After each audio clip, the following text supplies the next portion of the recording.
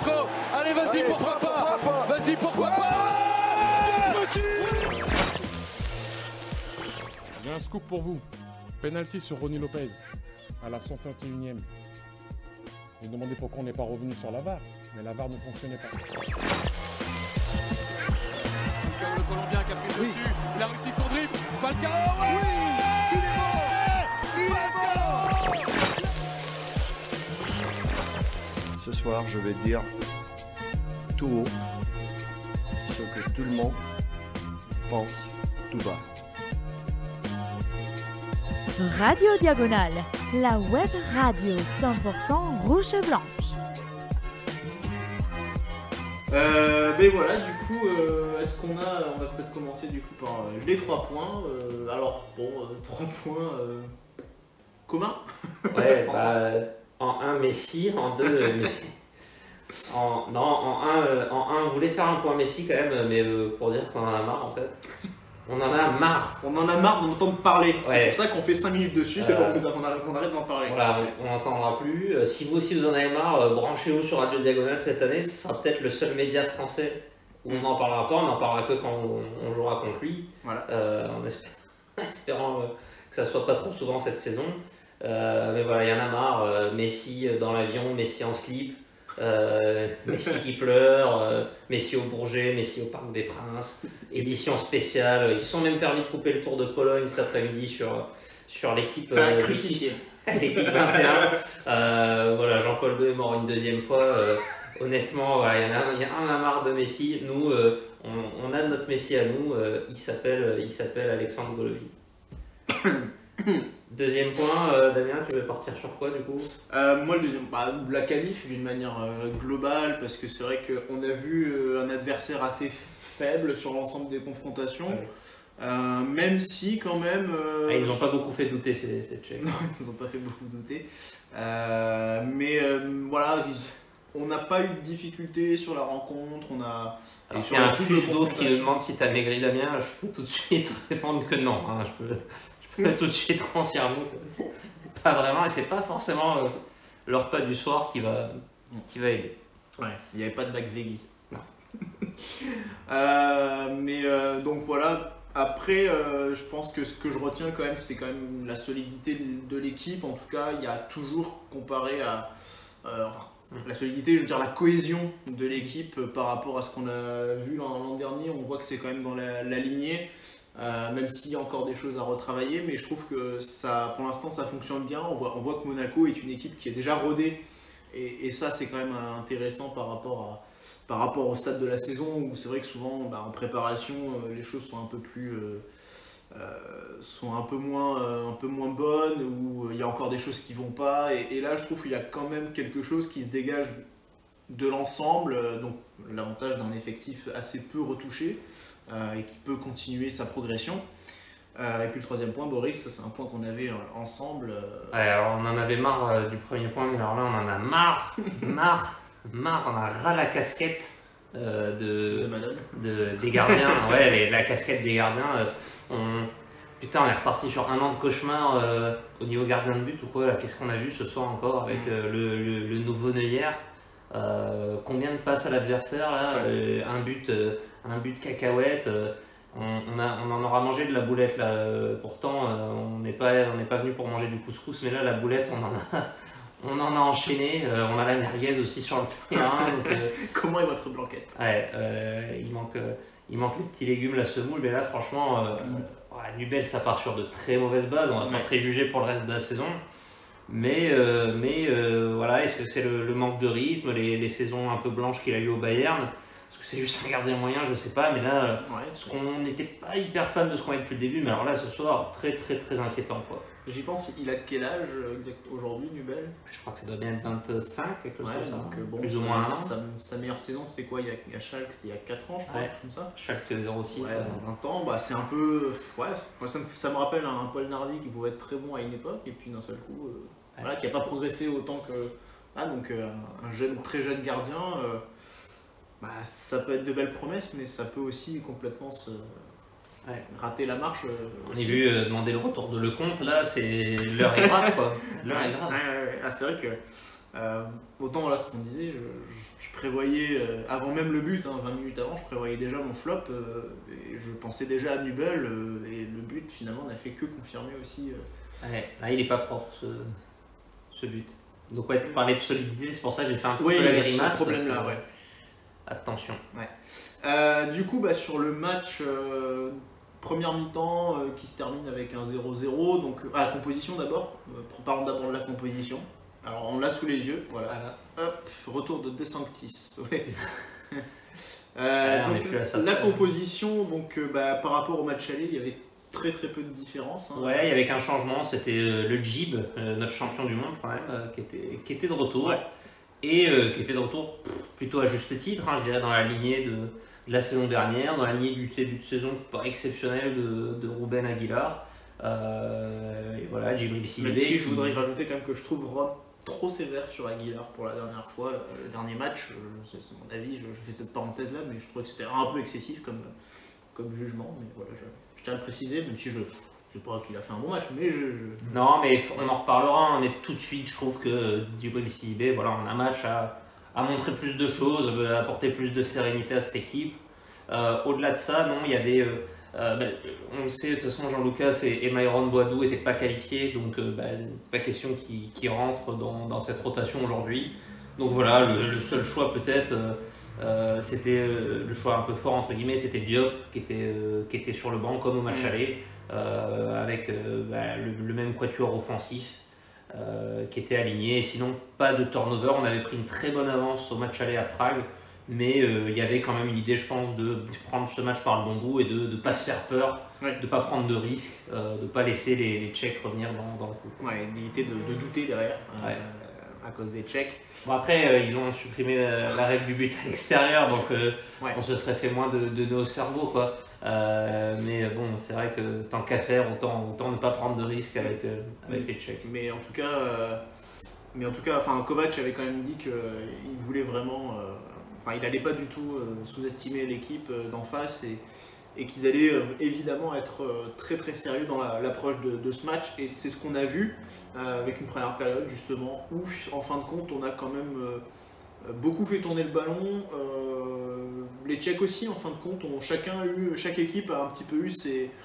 Alors pas des temps forts, ce serait un peu trop exagéré pour les Tchèques parce qu'ils n'ont pas vraiment d'occasion sur cette période-là, si ce n'est les quelques cadeaux qu'on leur fait. C'est ça, j'allais dire, c'est que les Tchèques ils sont un petit peu dangereux, mais alors c'est en partie grâce à eux parce qu'ils nous pressent, ils ont identifié aussi des faiblesses probablement dans notre défense, ils appuient dessus et à plusieurs reprises des ballons de Disasi, de Badiachil, de Nobel, on en a parlé, qui vont être perdus dans des positions assez compromettantes.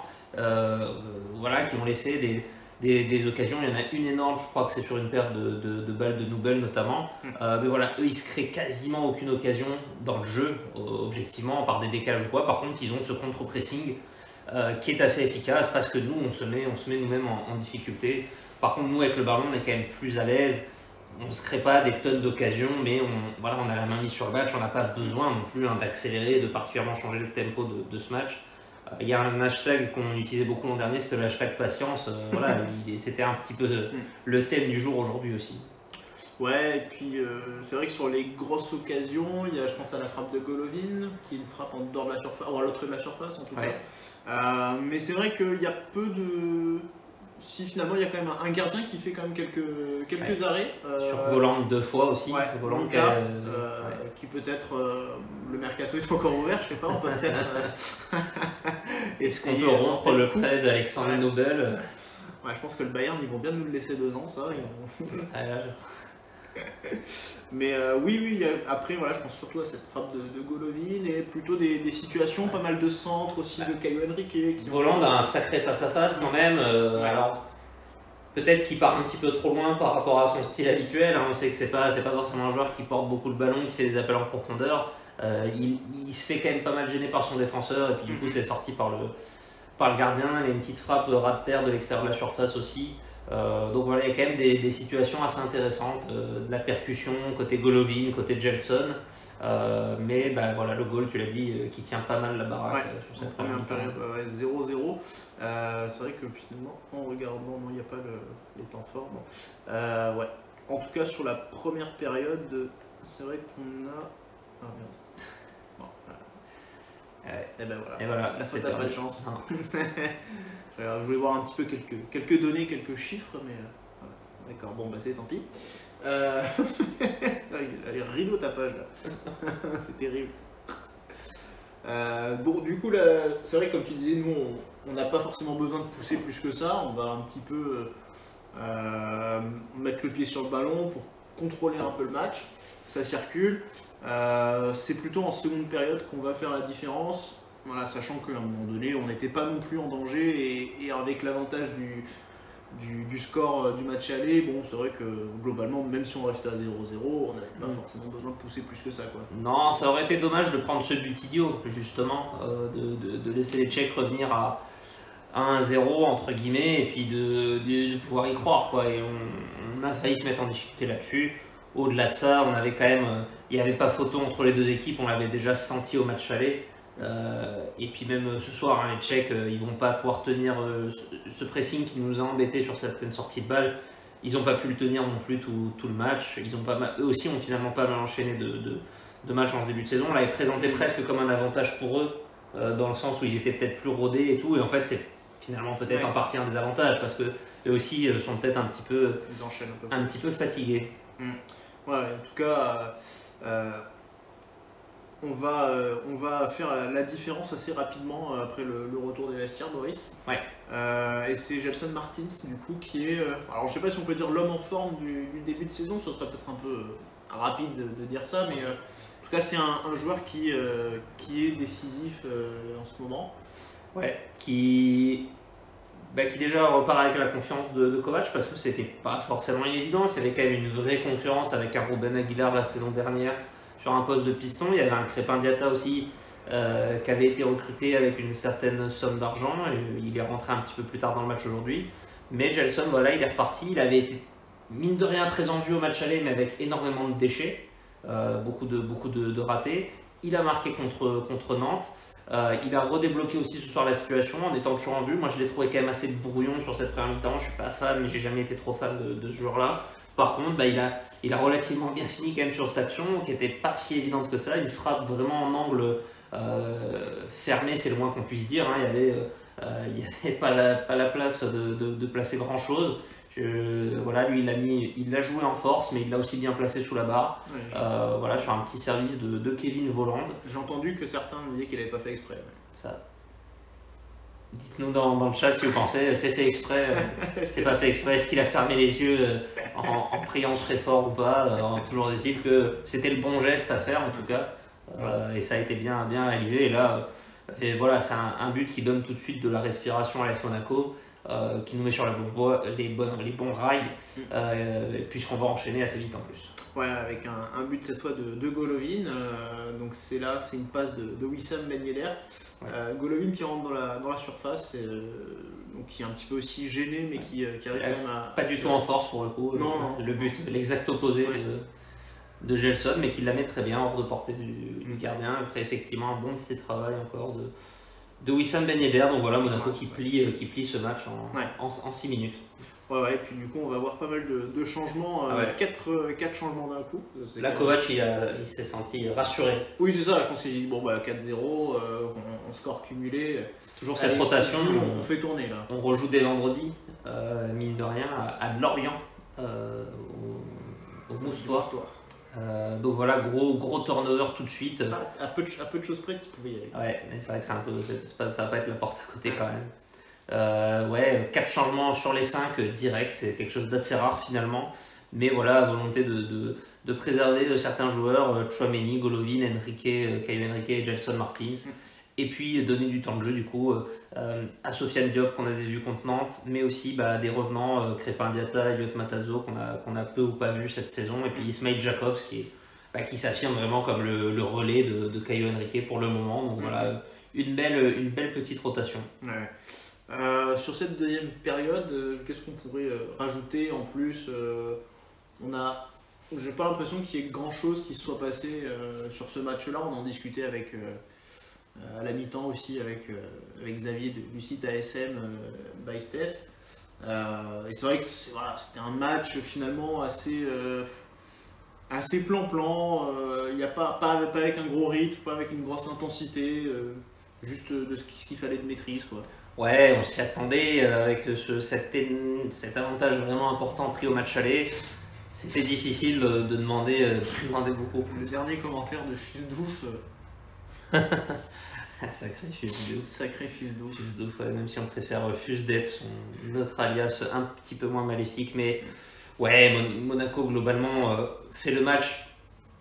Dire qu'ils ont fait le match parfait, ça peut-être un peu exagéré, mais dans le sens où quand tu intègres cette gestion, finalement, il n'y avait pas besoin d'en faire beaucoup plus ce soir. On pourrait presque regretter que les joueurs, les buteurs n'aient pas marqué, ce qui aurait fait du bien aussi pour la confiance. Je pense à un Wissam Ben Yedder qui ne se débloque pas encore après 3 rencontres. On va attendre le premier penalty, on espère, on compte sur les défenseurs l'orienter pour nous l'offrir. Mais voilà, blague mise à part, sans trop forcer, Monaco a vraiment maîtrisé ce match. C'est créé pas mal d'occasions, il n'y a pas grand chose à dire, même après ce 2-0, il y a encore eu pas mal d'occasions. Ouais, il y a quand même une petite phase un peu panique, j'ai l'impression quand même, avec le but, quelques situations où Prague a un petit peu essayé de sortir la tête de l'eau, et j'ai l'impression qu'on a eu quelques frayeurs, en tout cas qu'on ne sait pas forcément... défensivement, on n'a pas encore une totale sérénité, une totale maîtrise. Je pense à l'axe central, je pense évidemment à Nubel aussi. Ouais, c'est le point un peu plus faible, clairement, dans cette soirée. Ça a été déjà un petit peu face à Nantes, on avait quand même concédé un but un petit peu stupide où la défense centrale était un peu à la pêche.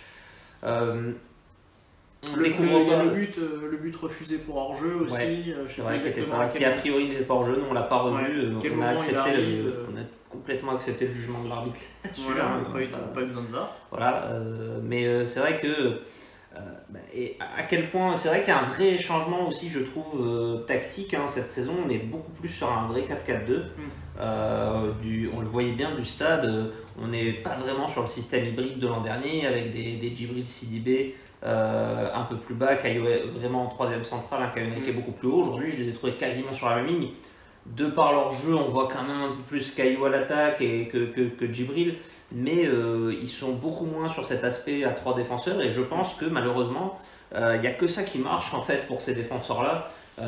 J'ai peur qu'on doive y revenir à un moment ou à un autre, peut-être quand Maripane reviendra de blessure, peut-être après. Mais j'ai l'impression que ces joueurs-là ont besoin de jouer à 3 derrière pour avoir un peu plus de stabilité. Cette charnière-là, ce duo-là, en tout cas, il n'est pas fameux, quoi. Badiachil, Dizazi. Que ce soit dans les duels, on l'a pu le voir contre Nantes, que ce soit balle au pied, où il y a de la bonne volonté, mais il y a quand même beaucoup de déchets aussi, quoi. Donc, Bon, en tout cas, c'est vrai que si on regarde un peu les hitmaps de Sidibé et Caillou, c'est vrai qu'on voit quand même que Sidibé a une activité très forte, quand même au-dessus de la médiane. Donc voilà, quand même il y a un positionnement assez haut, mine de rien, même si on l'a pas forcément vu très offensif en même temps. Ouais, mais je dirais il est plus un relais pour combiner dans le cœur du jeu. Il est plus rarement à la finition, entre guillemets, finition des actions, c'est-à-dire même ne serait-ce que pour descendre, il y a un centre pied gauche de mémoire qui est un assez bon centre d'ailleurs en première mi-temps, là où Caillou est beaucoup plus dans de la percussion. Il touche moins de ballons, finalement il participe moins au jeu, par contre il est beaucoup plus dans un rôle quasiment d'ailier, avec aussi son coéquipier du côté gauche, Golovin, qui rentre aussi beaucoup dans l'axe finalement. Donc voilà, des styles différents, mais moins hétérogènes que la saison passée, j'ai trouvé. Ouais. À voir avec le retour de Maripane aussi. Est-ce que on l'attend. Est-ce qu'on retrouvera un système un peu plus hybride justement ou pas? Moi je le souhaite, je trouve qu'ils ont besoin de ça. Elle me rassure pas du tout cette défense. Elle nous rassurait pas non plus tout le temps l'an dernier, mais finalement elle tenait quand même pas mal la route. Et voilà, je trouve que c'est un système qui correspondait bien à nos qualités. Même à Caillou, je trouve qu'on voyait plus que ce qu'on peut le voir en ce moment, ces derniers matchs, où il est sûrement peut-être un peu plus attentif défensivement. Il y a comme donc ce but dont on a parlé, cette réduction du score du Sparta sur cette mauvaise relance du coup de Nubel. Petit vent de panique, on va dire, sur quelques minutes, et puis derrière Sofiane Diop, le petit prince. Le maestro. Voilà, qui remet les pendules à l'heure. Qui remet les pendules à l'heure sur qui est le meilleur joueur de Ligue 1. Voilà, sur qui est le meilleur entre Golovin et Diop. Moi, de ma télé, je disais Diop, et puis du stade, je le dis Diop encore. Voilà. Messi qui avait demandé le 37 au PSG, ça a été... Il a dit non. Heureusement, ça a été refusé. Si Sofiane vient, au cas je où, lui laisse. bon, voilà, il a préféré. Mais ouais, un très joli but. Une passe de Jacobs, mais j'ai presque envie de pas lui compter tellement c'est Diop qui fait tout le travail derrière pour aller éliminer des situations finalement qu'avaient eu un petit peu des Ben Yedder ou des Gelson plutôt et qui n'avaient pas réussi cette élimination pour aller conclure. Voilà, lui encore plus de facilité, d'aisance, de technique à cet endroit-là et qui va conclure proprement et ça fait plaisir parce que autant Gelson, Golovin, on va pas se mentir, c'est pas nos plus gros chouchous, à l'un comme à l'autre. Diop par contre c'est vraiment le chouchou dans ses postes de milieu offensif. Donc voilà, fin de match tranquille, 3-1, on s'en attendait les coups de sifflet final avec impatience, puisque à la fin ça a été un peu la baballe. Mais donc victoire 3-1, Monaco qui se qualifie donc pour le barrage de Ligue des Champions, qui passe donc facilement ce tour préliminaire 3, et qui retrouvera le Shakhtar Donetsk, qui sera un adversaire un peu plus costaud quand même que ce qu'on a vu ce soir. Ouais, c'est souvent finalement la logique habituelle de ces tours préliminaires où le premier est quand même relativement facile. On se souvient des Young Boys Bern, on se souvient de Fenerbahçe, et c'est vrai que même parfois si c'est des adversaires qui ont un certain pédigré... on avait Young Boys, mais derrière Valence, on n'avait pas... Voilà, par contre c'est vraiment ce tour de barrage qui est beaucoup plus... où on a eu Valence, on a eu Villarreal, et on a cette fois... le famoso Adios Monaco de Fred Hermel. Et cette fois on a le Shakhtar, voilà, depuis qu'ils ont regroupé les équipes non championnes, c'est très vite à couteau tiré entre 3-4 bonnes équipes, d'Ukraine, du Portugal, de France, des Pays-Bas. Donc voilà, l'autre match, de ce que j'ai compris, je crois que ça sera sûrement un Benfica PSV qui est pas piqué des hannetons non plus, comme on dit dans le jargon. Voilà, c'est un match qui peut sembler 50-50 comme ça sur le papier. On aura clairement notre chance, faut pas partir non plus complètement défaitiste, mais c'est sûr que je pense que eux sont probablement assez dégoûtés de tomber sur nous aussi. C'est pas un tirage facile, mais... Match aller la semaine prochaine. Tout à fait, on va vite enchaîner, donc voilà, il va falloir... C'est plutôt pas mal finalement de le... Enfin, je sais pas, c'est vrai que souvent, des fois, on aime bien recevoir au retour. Je trouve que face à un adversaire comme ça, c'est peut-être pas mal de les prendre à domicile pour voir tout de suite, être capable très compliqué. De prendre peut-être un petit peu. Je pense que l'équipe qui va recevoir à domicile aura peut-être l'avantage de jouer à la maison.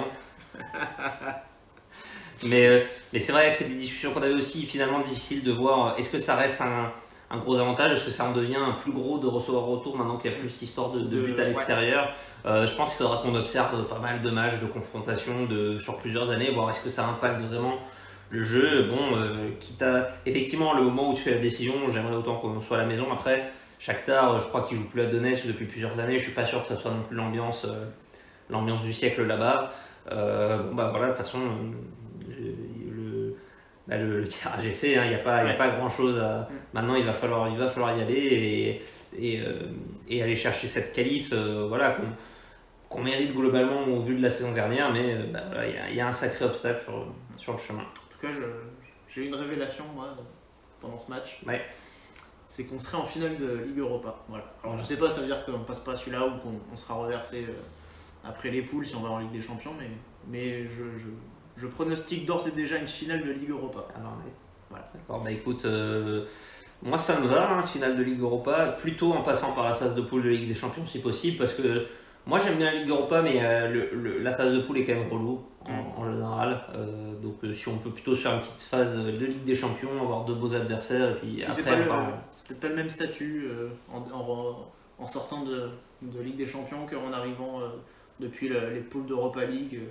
En étant sur qui on peut tomber, alors que là on arrive, c'est nous, c'est un peu plus inconsciemment statut, un petit avantage psychologique, je dirais, d'être le club de Ligue des Champions plutôt que possible.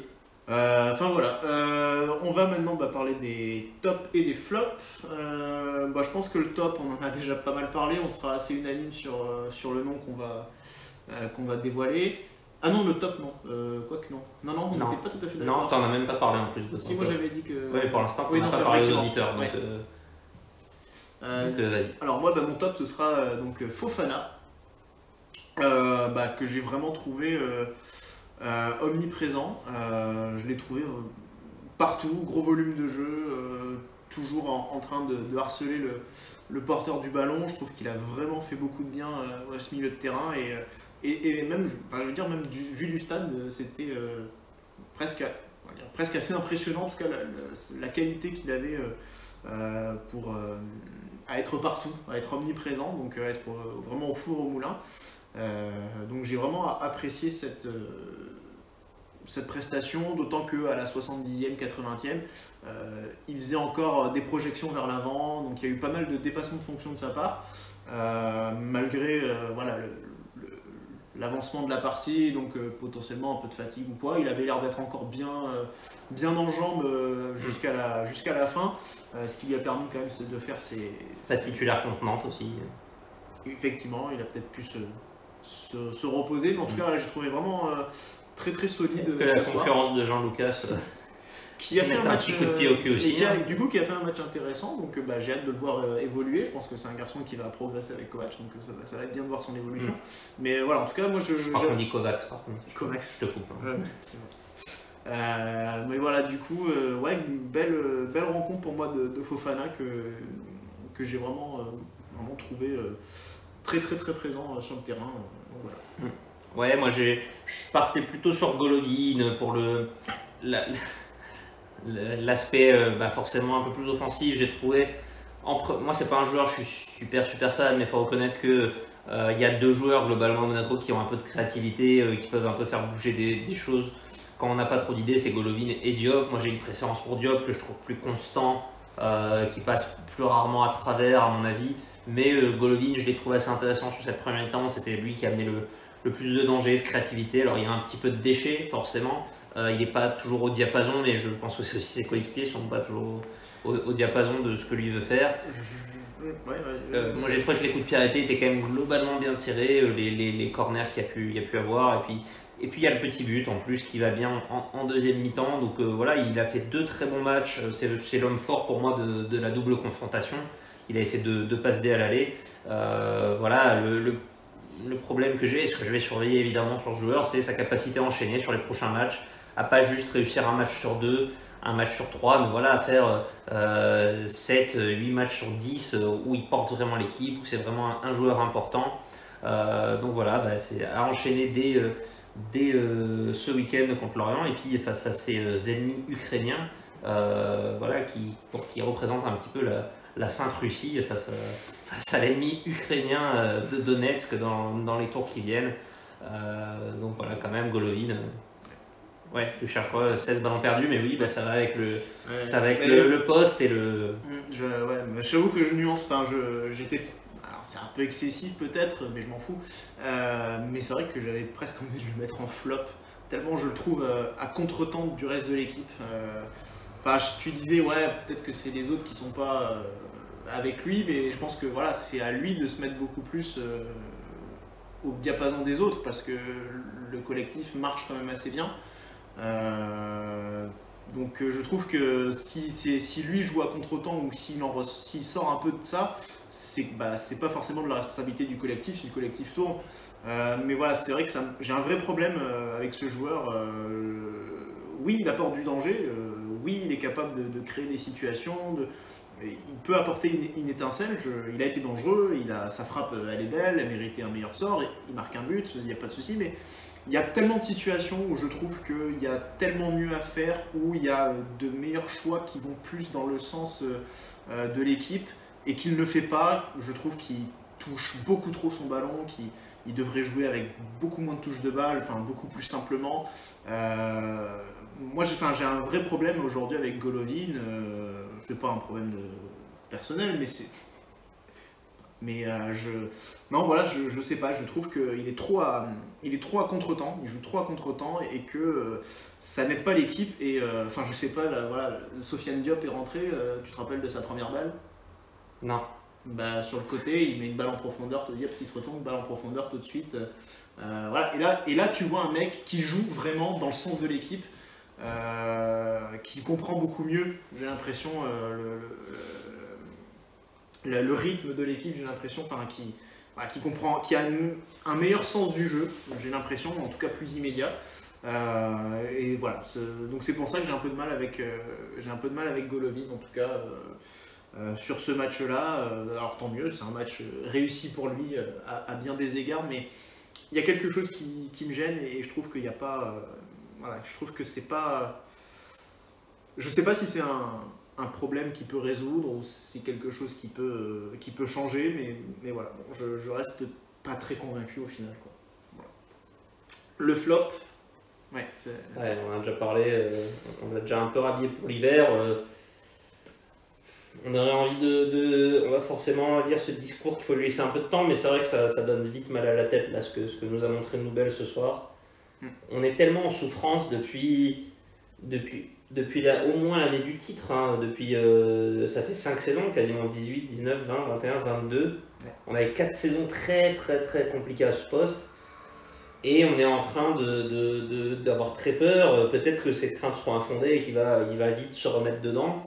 Mais ouais, là, je suis inquiet. Et c'est le genre de chose qui peut complètement te gâcher une saison, quoi. Et je suis pas rassuré par ce que j'ai vu.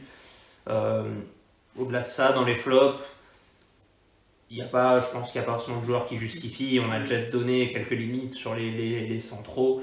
Ça justifie peut-être pas de les placer en flop. Non, clairement c'est Nubel, parce que voilà, si on regarde son jeu au pied, que ce soit le jeu court ou le jeu long, il est catastrophique. Il y a plein d'erreurs, il y a plein de ballons qui n'arrivent pas sur nos joueurs, même sur les longs ballons. Je veux dire, il y a plein de joueurs qui sont arrivés tout seuls sur les joueurs du Sparta, même pas de duel. Des arrêts, il n'en a pas eu à faire, mais c'est là déjà le premier but qui a été refusé pour hors-jeu. Voilà, il frappe cadré, but, encore bon, refusé, mais voilà, c'est une situation où il n'est pas en mesure d'intervenir. Pourtant, il n'est pas à bout portant non plus. Hein. Voilà, le but, pareil, bon, c'est pour lui, très clairement. Ouais. Je pense qu'il va falloir qu'il se remobilise assez vite, parce que là, le stade est déjà en train de le prendre en grippe. Ça va vite venir. Ça a sifflé sur le but. Voilà, les gens attendent le nouveau Neuer, donc ils comprennent pas. Là, tu peux difficilement, pour un gardien qui a très peu joué depuis 2 saisons, il faudra être très très très costaud dans la tête, hein, parce que le départ il est mauvais. Il y a de la concurrence, mais Kovac va pas s'amuser à les rechanger, à remettre Majeki ou Lecomte. C'est un bordel cette histoire encore là, ça me. Ouais, c'est là surtout que voilà, on a l'impression qu'on a 4 mecs et qu'il n'y en a aucun qui fait l'affaire, donc c'est quand même assez. Ouais, c'est déjà ce qu'on se disait un peu l'an dernier, on en a 3 et les 3 sont mauvais. Les 3, on avait enchaîné 3 matchs avec 3 erreurs des 3 l'an dernier, je m'en souviens, en début de saison. On ne se dépatouille pas. Je sais qu'il y en a qui militaient comme Rome pour mettre vraiment un gros billet sur un gardien cet été. Rude, Van Nistelrooy aussi voulait Onana par exemple. Ouais. C'était le choix de Rome. Ouais. Mais André Onana. Qui serait pas apte à jouer aujourd'hui. Serait pas apte à jouer aujourd'hui, hein, parce qu'il est toujours, je pense, sous le coup d'une suspension. Mais peut-être que ça devrait régler le problème à un petit peu plus long terme. En tout cas, je pense en tout cas, il faut vraiment arrêter de voir Nubel comme la 8e merveille du monde. Là, je pense que c'est clair, c'est pas le nouveau. Je pense pas que ce soit le nouveau Neuer. Ça veut pas dire que ça peut pas être un bon gardien à l'avenir, ça veut pas dire qu'il peut pas progresser aussi, et c'est vrai qu'il a besoin de temps parce que il a joué 4 matchs l'an dernier, quelque chose comme ça. C'est normal, un gardien a besoin de jouer aussi pour progresser, et ça fait quand même quelques années que son transfert au Bayern l'a aussi entravé dans cette progression-là, en étant barré par Neuer. Mais bon, voilà, là très clairement, c'est vrai qu'il y a une grosse inquiétude à ce poste-là parce que depuis le début de saison, je sais pas, il a fait un arrêt déjà ou. Je sais pas tellement souvenir, quoi. Donc voilà, petite inquiétude pour Nubel. On espère que ça va aller mieux. L'axe central, Badiachil, Disasi, on en a un petit peu parlé déjà, en tout cas on l'a un petit peu abordé. Des petites boulettes, plutôt Disasi quand même sur les boulettes, de relance. Voilà, un jeu long pas très efficace aussi, pas très précis. En Ligue des Champions, il va falloir, si on a la chance de la jouer, mais déjà dès le barrage, il va falloir monter d'un niveau dans la concentration. Hein. C'est des petites erreurs qui nous ont coûté une Coupe de France, ou en tout cas de l'espoir en Coupe de France. c'est des erreurs qui n'ont pas eu de conséquences ce soir, mais qui sont quand même très très gênantes. Et qui, pareil, on ne voit pas d'énormes progressions pour l'instant de ce côté-là. Disasi, il va falloir vite aussi qu'il se réveille, qu'il se mette un petit coup de pied au derrière, parce que il a fini la saison sur une très mauvaise note, il la redémarre sur une pas très bonne. Donc voilà, va vite falloir que le garçon se réveille. Ouais, c'est pas mal de ballons perdus quand même pour des centraux. Je pense que c'est plutôt le gelon, j'ai l'impression qu'il... Ouais, 9, c'est ça, c'est le gelon qui surtout pose problème quand même, notamment pour Badiachil. Un peu moins, donc Disasi ça va. Non, Disasi c'est catastrophique. Non, c'est une réussite sur 7. Ouais. Voilà. Donc ce que je disais exactement, les chiffres confirment, le gelon là, des deux, absolument catastrophique pour ce soir. Dans les duels ça passe encore, c'est quand même, voilà, c'est du 100% pour Badiachil. Ouais, ils n'ont pas été trop pris en défaut ce soir. Dans les mais c'est vrai que voilà, on sent toujours un Disasi un peu à la limite. Voilà, il s'est fait avoir aussi contre plusieurs fois déjà, en préparation aussi. Enfin, il y a pas mal d'erreurs, donc ouais, comme tu disais, Disasi, va falloir s'activer les jambonneaux un peu là pour revenir dans la course, sinon on va devoir envoyer Maripane pour marbrer Messi. Quoi. Ouais. Comme tu le dis. Et on attend la danse de Maripane avec impatience. Est-ce que tu es capable de... Je l'ai pas vu, je sais pas quoi ça ressemble. Non, je l'ai pas vu. Alors, ça a tourné sur les réseaux, comme pas possible. Ouais, mais justement, ça devenait trop, j'ai pas voulu ça. Djibril Sidibé, on en a parlé en bien tout à l'heure. On peut confirmer, Tonton Djib est bien de retour. En tout cas, il est dans la lignée, dans la lignée de sa saison, enfin de son année 21. Donc il la termine comme il avait commencé. Moi, je trouve que c'est très très bien, de bons jaillissements. Pas forcément un gros apport offensif, mais quand il montait, c'était... Le peu c'est propre. Voilà, le peu a été propre, a été réussi globalement, donc écoute, je m'attendais pas à un tel retour de Sidibé quand même. C'est vrai qu'on l'avait quand même bien enterré, mais voilà, d'un seul coup, on a un tout autre joueur aujourd'hui, donc tant mieux pour nous. Caio Henrique, que moi j'ai quand même trouvé intéressant offensivement. Alors il y a quelques centres mal ajustés, mais je crois qu'il y en a quand même 5 ou 6 au total, enfin il faudrait regarder exactement, mais dans le jeu offensif quand même, il y a pas mal d'activités, donc je trouve que c'est quand même très très bien. Voilà, je sais pas ce que tu en as pensé, mais moi je trouve 2 centres, bon, on a souvenir de beaucoup plus. J'en ai souvenir de beaucoup plus, en tout cas surtout en première période, quand il était devant nous.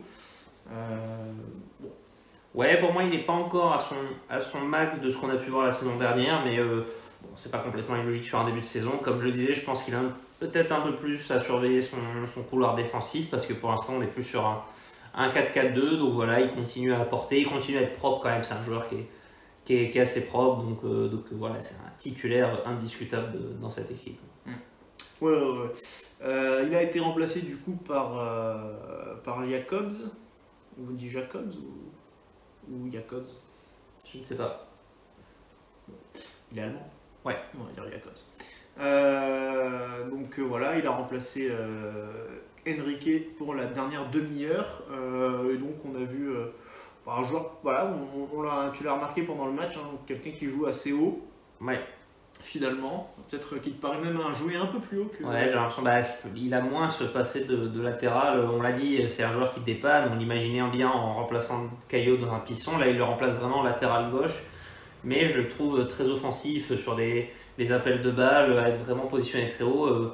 On l'a dit, il est présent sur le but de Diop. Donc voilà, c'est pour l'instant un joueur dont j'ai encore du mal à vraiment voir les qualités saillantes ou les traits saillants. On ne voit pas non plus de gros problèmes, de grosses erreurs. Donc voilà, pour l'instant, il joue des petits bouts de match en remplacement de Caio Henrique. Il prend petit à petit du rythme avec cette équipe, donc voilà, à suivre. Donc j'ai parlé de Fofana tout à l'heure. Le match de Tchouaméni, qui a été moins chahuté, c'est le cas de le dire. Ouais, c'est vrai qu'il n'y a pas eu les mêmes problèmes de racisme au Louis II. Mais non, match très solide, j'ai trouvé aussi de Tchouaméni. Un petit carton jaune à regretter. Alors, on en parlait déjà la semaine dernière. Évidemment, j'ai pas fait les recherches depuis, donc je sais pas si ce deuxième carton jaune le suspend pour le match contre le Shakhtar, ou est-ce que c'est s'il en reprend contre le Shakhtar qui peut être suspendu plus tard. Voilà, carton jaune, pas forcément très utile, il va sortir un petit peu après. À part ça, voilà, ils ont régné dans l'entrejeu avec Fofana aujourd'hui, ils imposent vraiment une domination physique et même technique, donc voilà, très bon match de Tchouaméni. Si vous avez l'info dans le chat, dites-nous hein, si on va être suspendu ou pas. Et il a été remplacé par Elliot Matarazzo qui a fait une bonne entrée. Ouais. Qui a fait une bonne entrée, qui a bien comblé les brèches lui aussi. Voilà, donc c'était une entrée intéressante. Je pense que c'est bien cette saison-là pour lui de commencer un petit peu à s'affirmer aussi, d'être un peu plus présent. Alors bon, il y aura un Jean Lucas qui va... c'est ça, c'est un petit peu le perdant là, de ce transfert forcément. Non, c'est Enzo Mio, il va se retrouver sur le banc à Wolfsburg. Ouais, non, Stuttgart, pardon. Ouais. Dans la ville de Mercedes. C'est quand même mieux que la ville de Volkswagen. À choisir. À choisir, ouais. Volkswagen. Qui roule en Volkswagen dans le chat? Dites-nous à quel point votre voiture est ennuyeuse. Pardon. Qui roule en Mercedes, je répète, qui est chauffeur de taxi. Qui est chauffeur de maître, s'il vous plaît. Je cherche quelqu'un. Pardon. Non, c'est perse.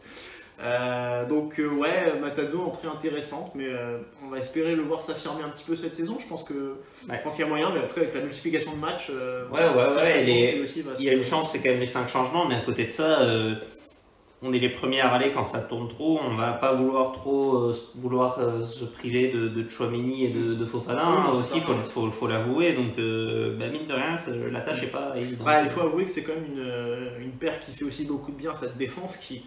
Voilà, quand elle se retrouve un peu trop acculée, elle ne respire pas vraiment la sérénité. Donc heureusement qu'il y a quand même ces deux-là devant eux justement pour combler tout ça. Exact. Donc voilà, c'est vrai qu'on va quand même partir sur cette paire-là titulaire. Et puis c'est une équipe, c'est une paire qui s'entend bien, c'est un binôme qui marche bien ensemble, qui progresse encore de manière individuelle. Et donc qui devrait être encore un peu plus fort cette saison. Il y en a un autre de perdant, j'y repense juste là, c'est Fabregas aussi, qui a priori passe derrière Jean Lucas aussi, et qui est presque à la lutte avec Matarazzo pour être le quatrième. Fabregas qui est rentré du coup à la place de Volante un petit peu plus tard. À la 67e. Mais ça, on laissera Alexandre Pakis, on laisserait aller voir le débrief d'Alexandre Pakis pour parler de la performance de Fabregas. On ne voudrait pas... Non, mais c'est vrai pas le gâcher. Quelque chose qui se dessine peut-être un petit peu, c'est qu'on a lu pas mal de questions. Est-ce qu'il faut recruter un 4e attaquant ou pas? Quid de Pellegrini, Jebel, Isidore? La piste me semble presque plus de finir les matchs à 3 devant pour l'instant, enfin avec un seul attaquant de pointe du coup, et plutôt de renforcer le milieu. C'est ce qu'on a pu voir aujourd'hui, et je pense que c'est des choses qui seront à privilégier. On a plus de joueurs entre guillemets de qualité à ce niveau-là. Donc à mon avis, il y a de bonnes chances qu'on tourne à 3 devant, et que potentiellement ce soit aussi des conflits de match, qu'on ait un milieu à 3, en tout cas quand on mène potentiellement et qu'on fait la course en tête et qu'on est plus dans de la gestion. En tout cas, c'était Isidore qui était sur la feuille aujourd'hui. Ouais. Donc pas de Pellegrini, pas de Jebel. Jebel a eu le Covid, je crois, dans cette zone. Bon. Mais qu'est-ce qu'il a pas eu, lui? De cerveau, pardon. En tout cas, bon, Isidore pour l'instant peut-être le 4e choix par défaut, mais en tout cas, Pellegrini a l'air d'être sur le départ visiblement, donc voilà. Mais il y a Crépin Diatta aussi qui est là, qui va apporter des solutions, qui est rentré à la place de Gelson Martins aussi. Donc pareil, il a fait partie de ce quadruple changement. Gelson Martins, du coup, parlons-en un petit peu, Boris. Donc, premier buteur de la rencontre, on a un petit peu évoqué son début de saison tout à l'heure. Ouais. Moi, j'ai fait assez de compliments. Ouais.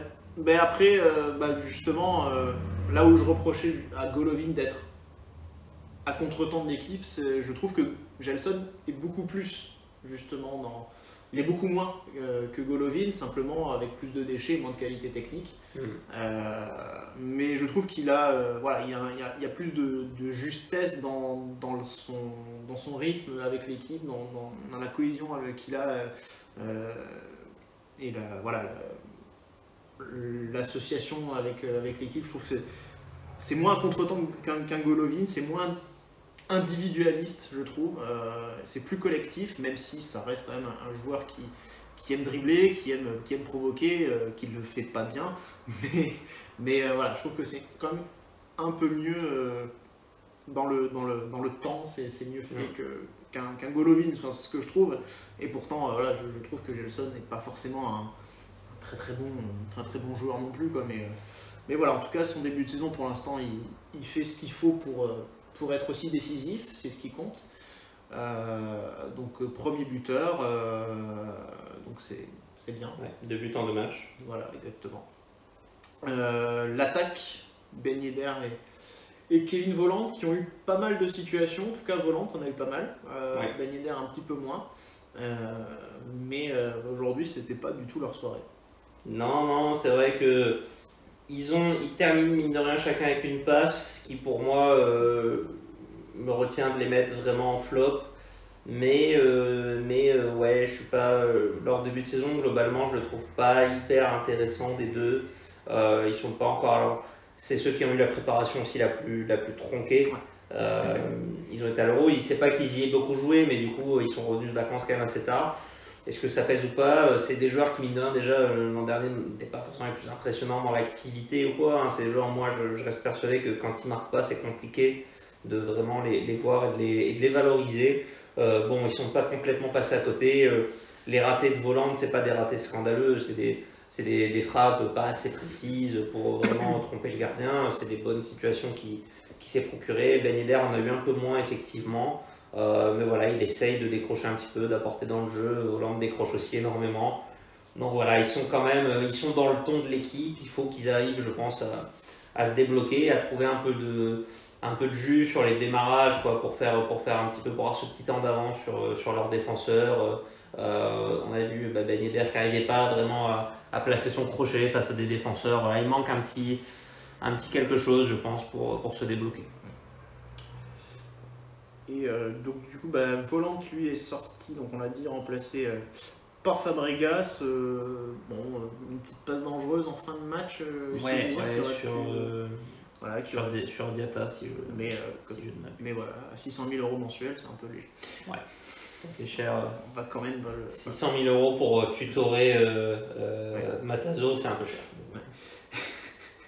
Et le meilleur entrant, et d'ailleurs, il a tutoré Enzo Mio et l'autre veut se barrer. Je sais pas s'il faut en tirer une conclusion particulière, mais voilà. Merci Jardim, merci. Ouais, effectivement. Lui au moins, il avait vu que, il avait senti que l'autre était. Voilà. Ouais, merci Henri. Merci Henri. Meilleur entrant de la soirée, du coup, Sofiane Diop, oui. buteur, forcément. Ouais, le petit prince. Voilà. Sans grande surprise. Voilà, mais bon, un joueur qui tout de suite fait aussi beaucoup de bien à cette équipe, donc pour moi, vraiment, même si aujourd'hui ça tourne, parce que y a du nombre et que c'est bien d'avoir une rotation aussi pour toutes les échéances qui vont arriver et qui seront plus nombreuses. Mais pour moi, un titulaire indiscutable dans cette équipe aujourd'hui, en tout cas qui devrait l'être. Ouais, c'est vrai que c'est là où il y a une vraie concurrence, en tout cas, à 3 globalement, avec Gelson et Golovin. Le fait qu'on va enchaîner pendant une petite période pas mal de matchs fait que ce ne sera pas forcément un problème et qu'ils auront peut-être le même temps de jeu. On verra dans les matchs qui comptent aussi, déjà contre le Shakhtar. Et puis, est-ce que moi, à la limite, les deux que je préfère seraient peut-être Diop et Golovin, mais ils sont peut-être dans un profil un peu plus proche. Gelson qui apporte vraiment plus de vitesse de percussion. Est-ce que c'est pour ça que Kovac préférera peut-être mettre Gelson? On verra. En tout cas, c'est toujours plus intéressant d'avoir l'embarras du choix. Hein. C'est des bons problèmes à avoir. Donc voilà, on n'est pas dépourvu de solutions malgré les défauts qu'on peut voir chez certains de ces joueurs-là. Mais voilà, mine de rien, c'est des joueurs que pas mal de clubs de Ligue 1 aimeraient bien avoir aussi. Et une bonne entrée à signaler aussi de Crépin Diatta, je pense, ce soir. Oui. Ouais, une bonne perte de balle aussi de Crépin Diatta qui a coûté une bonne occasion pour le Sparta Prague. Mais non, pour une reprise, effectivement, il a été quand même un petit peu percutant. Il a tenté 2-3 choses. Un peu moins. On le trouvait un peu mou, je trouvais. Ouais. Enfin, on a l'impression qu'il n'avait pas d'accélération. Et là, il en a placé une bonne à un moment donné aussi. Donc, bon, peut-être qu'il y a quelque chose qui s'est débloqué. Peut-être qu'avec la prépa, il a pu, il a pu vraiment mieux travailler. et être un peu plus peut-être qu'avec une bonne prépa ça peut le faire. Moi, de toute façon, j'ai pas abandonné encore joueur. Quand il a signé, on avait vendu le projet, on verra dans 6 mois.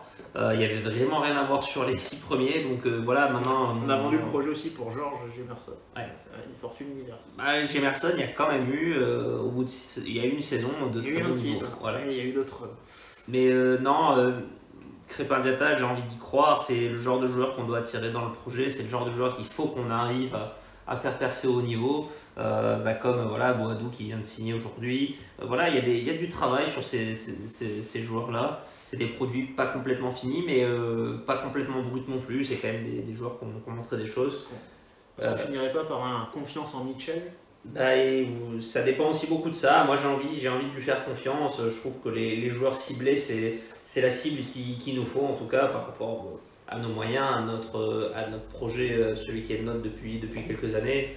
Il y a une vraie orientation à la Leipzig, on peut le remarquer. Il y aura forcément quelques échecs dans le lot, mais voilà, il faut forcément qu'il y ait des réussites, sinon on va aller dans le mur. Et voilà, j'espère que Crépin Diatta va être de celle-ci et va réussir quand même à passer un petit peu le cap cette saison.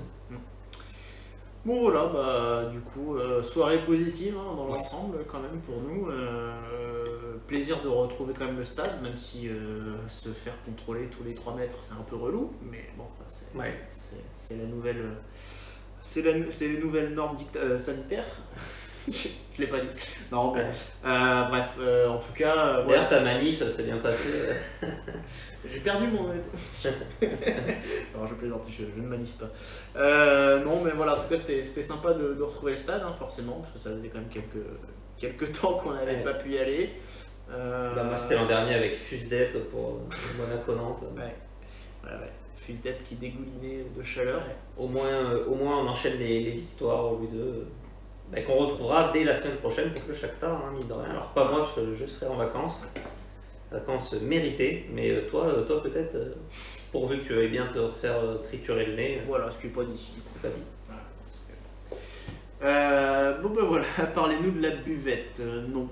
Voilà, on n'y est pas allé. Alors moi je voulais y aller parce que j'ai pas eu de dessert et je l'ai pas trouvé. Elle était fermée en tout cas au niveau intermédiaire.